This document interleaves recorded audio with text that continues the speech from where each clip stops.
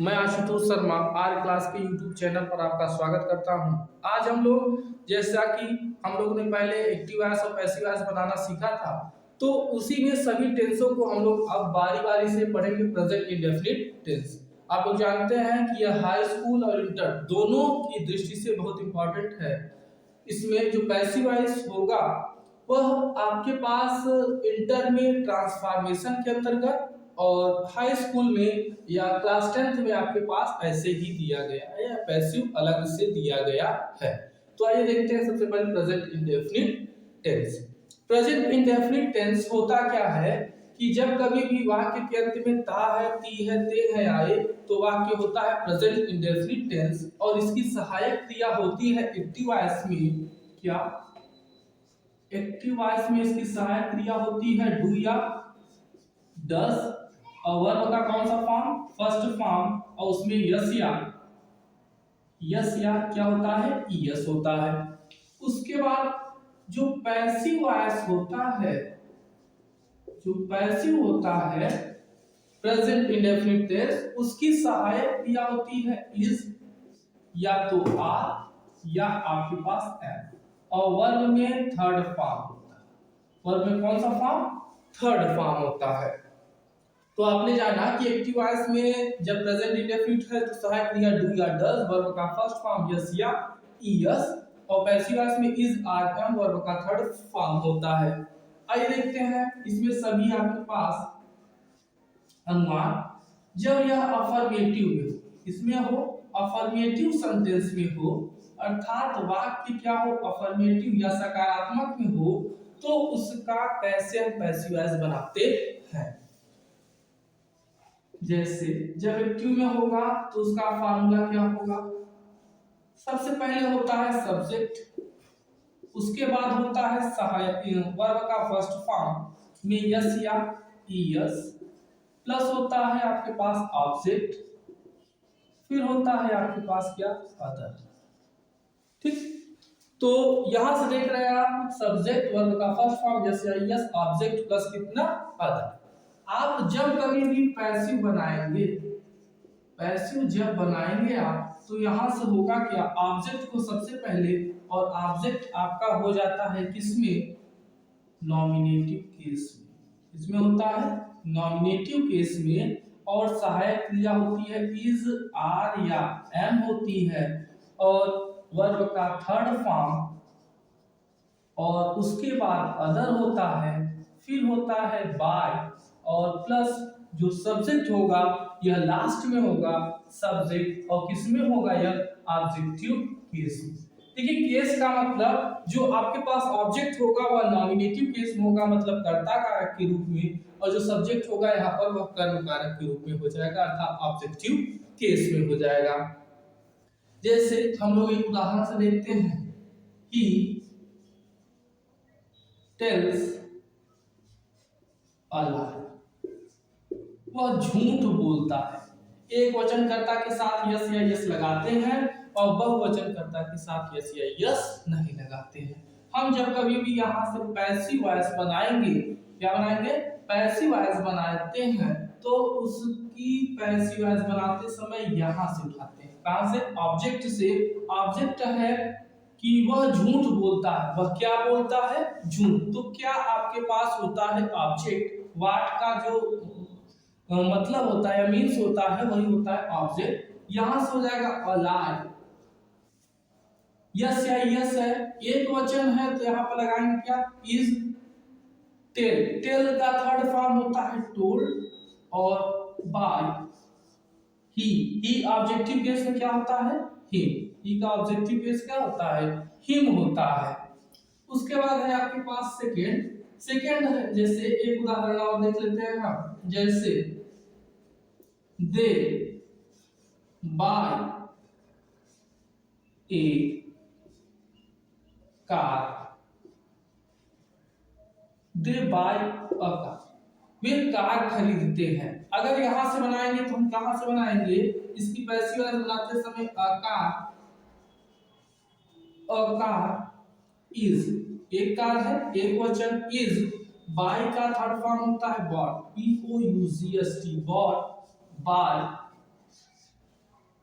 दे, they का क्या हो जाएगा, देव।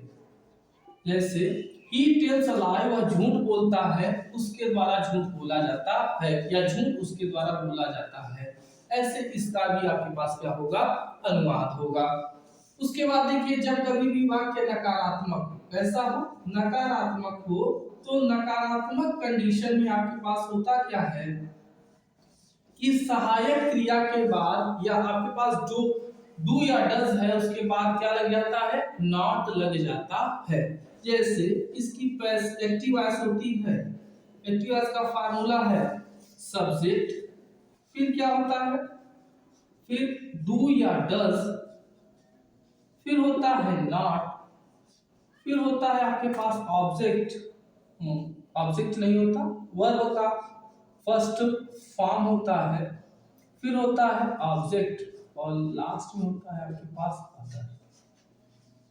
ठीक है, यह है निगेटिव सेंटेंस, सब्जेक्ट डू या डज नॉट, वर्ब का फर्स्ट फॉर्म, ऑब्जेक्ट और प्लस कितना, अदर। अगर हम इसकी पैसिव बनाते हैं, तो पैसिव बनाते समय आपके पास सबसे पहले कहां से उठाएंगे, ऑब्जेक्ट से, और ऑब्जेक्ट आपके पास होगा किसमें, नॉमिनेटिव केस में। इसमें होता है नॉमिनेटिव केस में, और प्लस इज, आर या एम, इज आर या एम होगा, और यहां पर उसके बाद क्या लगेगा, नॉट लगेगा। नॉट के बाद आपके पास होता है वर्ब का थर्ड फॉर्म, वर्ब का थर्ड फॉर्म, और फिर हो जाएगा क्या, अदर। अदर के बाद हम लोग क्या देखते हैं कि होगा, अदर के बाद आपके पास होगा बाय, और बाय के बाद होगा सब्जेक्ट। जो सब्जेक्ट होता है वह किसमें होगा, ऑब्जेक्टिव केस में। तो सब्जेक्ट जो होगा वह होता है ऑब्जेक्टिव केस में। आइए इसको भी एक उदाहरण से देखते हैं। जैसे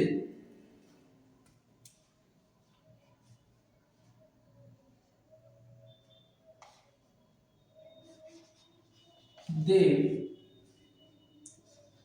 डू नॉट बीट हिम, वे उसे नहीं मारते हैं। They do not beat him, वे उसे नहीं मारते हैं। तो यहां से जब इसका पैसिव वॉइस बनाएंगे, कहां से बनाएंगे, हिम से, तो हिम का यहाँ पर ऑब्जेक्टिव केस है, यहाँ पर आएगा तो सब्जेक्टिव केस हो जाएगा, ऑब्जेक्ट का नॉमिनेटिव केस। ही के साथ क्या लगाते हैं, इज, और इसके बाद नॉट, और बीट का थर्ड फॉर्म हो गया बीटेन, और बाय, और दे का क्या हो जाएगा, देम हो जाता है। तो यह हो गया आपके पास क्या, निगेटिव सेंटेंस, यह हो गया अफर्मेटिव सेंटेंस। तो आपने देखा क्या कि जब कभी भी वाक्य अफर्मेटिव सेंटेंस में होता है, तो हम हमेशा वर्ब की फर्स्ट फॉर्म यस या यस का प्रयोग करते हैं, और पैसिव वॉइस में इज, आर या वर्ब का थर्ड फॉर्म, और यहाँ पर डू या डज जब नकारात्मक हो तब, और उसके बाद हम वर्ब का थर्ड फॉर्म का प्रयोग करते हैं। तो इसके बाद इसको आप लोग अगर स्क्रीनशॉट लेना चाहते हैं तो स्क्रीनशॉट ले लीजिए, और ये अगर नोट करना चाहते हैं तो नोट कर लीजिए।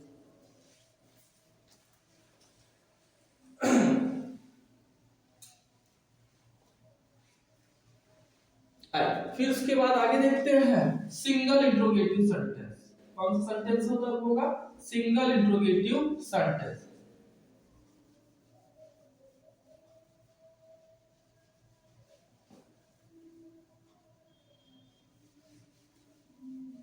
देखिए, जब कभी भी वाक्य सिंगल इंट्रोगेटिव सेंटेंस हो, तो उस कंडीशन में होता क्या है कि सिंगल इंट्रोगेटिव सेंटेंस में वाक्य में जो प्रश्नवाचक शब्द, वाक्य में जो क्या शब्द का आरंभ होता है, या वाक्य में प्रश्नवाचक शब्द जो होते हैं वाक्य में पहले हो जाते हैं। तो उसका अनुवाद हम करते समय हमेशा सहायक क्रिया को पहले लिखते हैं। किसको पहले लिखते हैं, सहायक क्रिया को वाक्य के पहले लिखते हैं, और उसके बाद सब्जेक्ट का प्रयोग करते हैं। तो आइए देखते हैं, सबसे पहले आपके पास होगा डू या डज, फिर होगा आपके पास सब्जेक्ट, फिर होगा वर्ब का कौन सा फॉर्म, फर्स्ट फॉर्म, और लास्ट में होगा यहाँ पर क्वेश्चन मार्क। और पैसिव बनाते समय इज या आर या तो एम, और प्लस सब्जेक्ट, ऑब्जेक्ट होगा, और ऑब्जेक्ट किस में होगा, नॉमिनेटिव केस में। देखिए इस फार्मूले का यूज आपके पास बहुत है।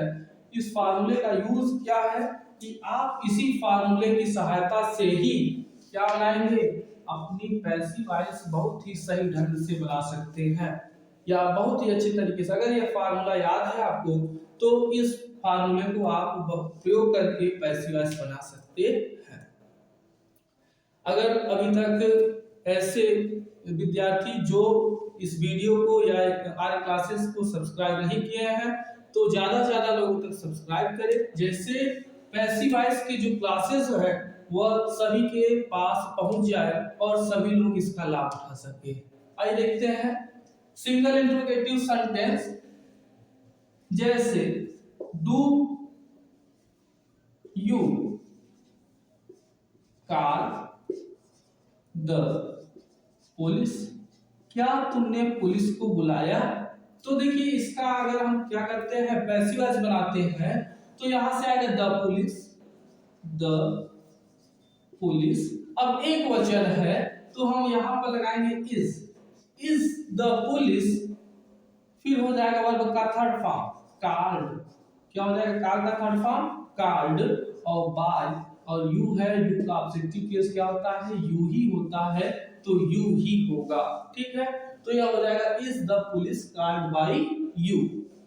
यह है आपका सिंगल इंट्रोगेटिव सेंटेंस, जिसमें हमने पढ़ा एक्टिव वॉइस में डू या डज होता है सबसे पहले, और पैसिव वॉइस में इज आर और क्या होता है एम होता है।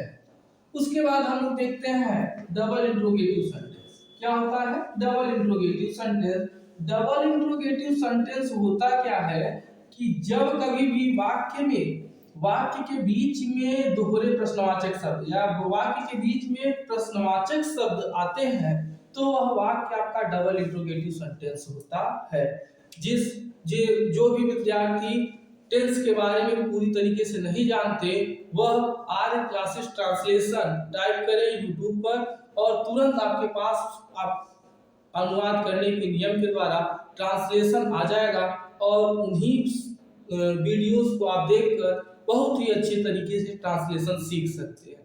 उस ट्रांसलेशन में हमने अच्छी अच्छी मीनिंगों को भी बताया है, उनको भी जान सकते हैं आप। आइए देखते हैं double interrogative sentence.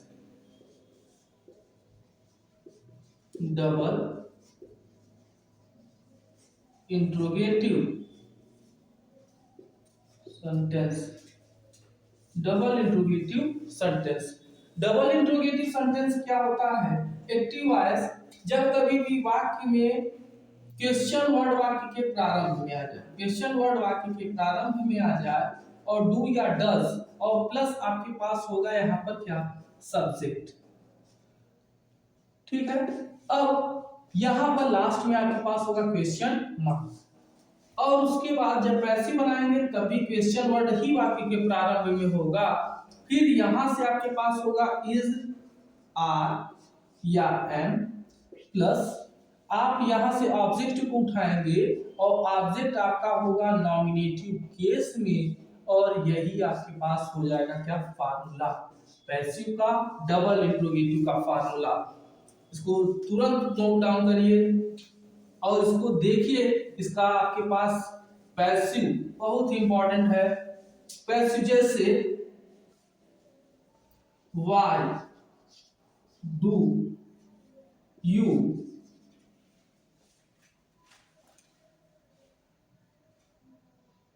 Push him, तुम उसे क्यों धकेल रहे हो या तुम उसे क्यों धकेलते हो। देखिए डू है तो आपके पास ता है ती है ते है होगा, तुम उसे क्यों धकेलते हो।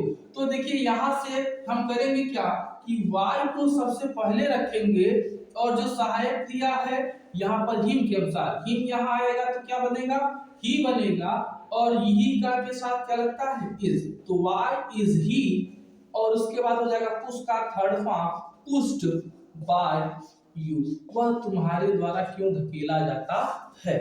तो यह था आपके पास सिंगल इंट्रोगेटिव सेंटेंस और डबल इंट्रोगेटिव सेंटेंस। इसके पहले हम लोगों ने पढ़ा अफर्मेटिव सेंटेंस और डबल इंट्रोगेटिव सेंटेंस। यदि आप इसका स्क्रीनशॉट लेना चाहते हैं तो एक बार हट जाते हैं, आप लोग स्क्रीनशॉट लीजिए और इसके बाद इसके जो अपवाद है उसको हम पढ़ते हैं। चलिए आइए देखते हैं अपवाद। इसका अपवाद देखिए, तीन अपवाद है। जब कभी भी वाक्य में हु आ जाए, जब कभी भी वाक्य में क्या आ जाए, हु आ जाए, तो उसके बनाने के नियम क्या है कि उसको बाई होम से बनाते हैं। किससे बनाते हैं? बाई होम से बनाते हैं। और जब कभी भी होम आ जाए तो उसको हु से बनाते हैं। उसकी पैसिव वॉइस किससे बनाएंगे? हु से। और जब वाट आए तो उसके भी बनाने के नियम अलग है। आइए देखते हैं। यदि हु आए,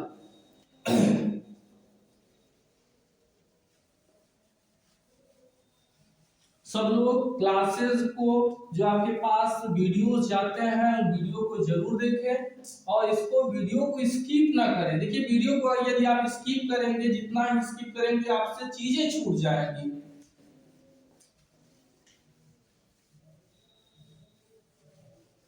और वीडियो को यदि आपने अभी तक सब्सक्राइब नहीं किया है तो सब्सक्राइब कीजिए और लाइक करिए। आइए देखते हैं। यदि हुआ, यदि हु आए, यदि हु आए, देखिए यदि हु आए तो उसका एक्टिव वॉइस में फार्मूला होता है कि हु सबसे पहले होगा। हु, देखिए हु आता है तो वह कर्ता का काम करता है और हु के साथ हमेशा वाक्य की सहायक क्रिया एक वचन। हु के साथ सहायक क्रिया क्या लगती है? एक वचन। और उसके बाद हु वाले वाक्यों में सब्जेक्ट नहीं होता, यहाँ पर फिर होगा वर्ब का फर्स्ट फॉर्म और उसके बाद होगा ऑब्जेक्ट और फिर क्या होगा? अदर। फिर लास्ट में क्वेश्चन मार्क। यहाँ पर जब हम पैसिव वॉइस देखते हैं हु का, तो हु का पैसिव वॉइस बनता है बाई होम से। किससे बनेगा? बाई होम से। और बाई होम, देखिए बाई होम से ही क्यों बना? क्योंकि होम वाले होम के साथ कर्म नहीं होता। होम के साथ क्या नहीं होता? कर्म नहीं होता। इसलिए हम बाई होम से इसका अनुवाद या पैसिव वॉइस बनाते हैं। अब होम के साथ आप लगाएंगे क्या? इज लगाइए, चाहे आर लगाइए, चाहे क्या लगाइए, एम। फिर ऑब्जेक्ट आपका यहाँ हुआ और ऑब्जेक्ट किसमें होगा? नॉमिनेटिव केस में। और फिर होगा आपके पास वर्ब का थर्ड फॉर्म और फिर होगा अदर और लास्ट में क्वेश्चन मार्क। तो यह क्या हो गया? हु वाले की पैसिव वॉइस बनाना, हु वाले वाक्य की पैसिव वॉइस बनाना। आइए देखते हैं इसका अनुवाद। एक अनुवाद के माध्यम से सीखेंगे। देखिए जो वीडियो है, यदि वीडियो ज्यादा फास्ट हो तो आप कमेंट के माध्यम से भी बता सकते हैं कि सर वीडियो ज्यादा फास्ट है, थोड़ा सा स्लो करिए, या वीडियो यदि स्लो है उसको और फास्ट कर सकते हैं। आप कमेंट में हमें सजेशन या हमें जो सुझाव दे सकते हैं। ठीक है, आइए देखते हैं आगे। जैसे who calls, who does call you, तुम्हें कौन बुलाता है। तो यहां से जब हम इसको बनाएंगे तो इसका अनुवाद हम करेंगे बाई होम से। किससे करेंगे? बाई होम से करते हैं। और बाई होम के बाद इसके बाद आपके पास होता क्या है कि इज। यहां पर यू है तो होगा are. By whom are you. और फिर card. By whom are you क्या हो जाएगा? कार्ड। यह हो गया आपके पास क्या? यदि हु वाले वाक्यों की पैसिव वॉइस बनाना। ठीक है, उसके बाद आपके पास आता है यदि होम आए। क्या है? होम आए। यदि कभी भी वाक्य में देखिए होम आए, यदि कभी भी वाक्य में क्या आ जाए? होम आए, तो ऐसे वाक्यों की आप पैसिव वॉइस बनाते समय होम को किस में चेंज करेंगे? हु में चेंज करते हैं। तो आइए देखते हैं। एक्टिव, एक्टिव किसमें है? होम। होम प्लस होम के साथ देखिए आप डू या डज चाहे जो लगाइए। और उस होम वाले वाक्य में सब्जेक्ट होता है और वर्ब का कौन सा फॉर्म? फर्स्ट फॉर्म और प्लस अदर। होम वाले वाक्य में ऑब्जेक्ट नहीं होता है। होम वाले वाक्य में क्या नहीं होता? ऑब्जेक्ट नहीं होता है। आइए पैसिव देखते हैं। पैसिव देखिए होम की पैसिव बनाएंगे तो हु से, और हु के साथ केवल एक वचन की सहायक क्रिया का प्रयोग करते हैं। यहाँ पर हु के साथ इज प्रयोग हुआ। फिर इज के बाद आप क्या लगाएंगे? अदर तो है नहीं तो हम लगाएंगे क्या? हु फिर इज। और हु वाले वाक्यों में सब्जेक्ट नहीं होता तो यहाँ पर हो जाएगा वर्ब का थर्ड फॉर्म और फिर होगा क्या? अदर। फिर आपके पास बाय, फिर होगा सब्जेक्ट है, तो यहां पर आप लिख सकते हैं सब्जेक्ट किसमें होगा, नॉमिनेटिव केस में। ठीक, तो यह हो गया आपके पास, इसको थोड़ा सा सीरीज करके लिख देते हैं, सब्जेक्ट नॉमिनेटिव केस। आइए देखते हैं, यह हो गया जैसे who, home, do, they, whom do they, वह किसे पीटते हैं, whom do they beat, वे किसे पीटते हैं, तो इसकी पैसिव वॉइस किससे बनाएंगे, who, किससे बनाएंगे, who से, who is beaten, वर्ब का third form beaten by them, who is beaten by them। तो यह था आपके पास क्या, प्रेजेंट इंडेफिनिट टेंस की पैसिव वॉइस बनाना। हमने सभी टेंस को आपके पास देखिए, होम जैसा ही हम होम का बनाए हैं वैसा ही वाट का भी पैसिव वॉइस बनता है, लेकिन उसमें एक चेंजेस होता है कि वाट को हम वाट में ही रखते हैं, उसको किसी अन्य में बदलते नहीं है। तो यदि आपको यह वीडियो पसंद आया हो तो वीडियो को आप लोग लगातार इसकी बिना स्किप किए हुए देखिए और ज्यादा से ज्यादा लोगों तक शेयर करें, जिससे कोई भी स्टूडेंट आपके पास या जो आपके साथी हैं कोई भी वीडियो से छूट ना पाए। ठीक है, तो आइए देखते हैं। सबसे पहले वीडियो को आप सब्सक्राइब करिए और वीडियो को सब्सक्राइब करना ना भूलें, और अगर आपको वीडियो पसंद आया हो तो वीडियो को लाइक करें और ज्यादा से ज्यादा लोगों तक शेयर करें। धन्यवाद।